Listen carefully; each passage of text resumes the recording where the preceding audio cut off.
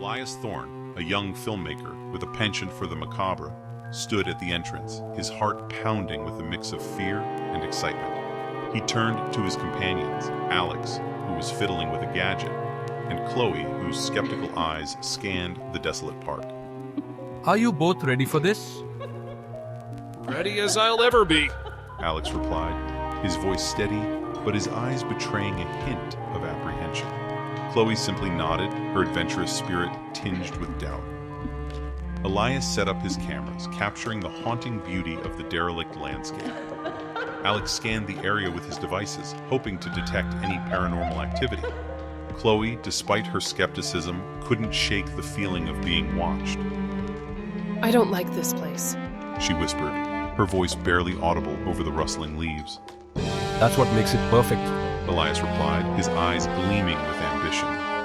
Alex stumbled forward, drawn by the sound, and found a figure huddled beneath the carousel.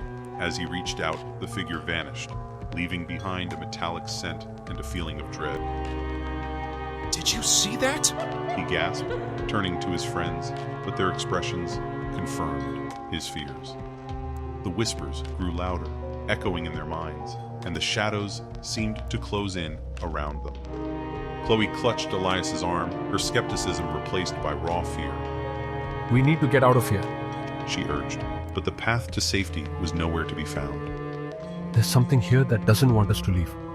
Elias whispered, his voice barely audible over the cacophony of screams. The figure's hand rose, and a wave of energy washed over them, freezing them in place. Elias, Alex, and Chloe were powerless, trapped in a nightmare of their own making.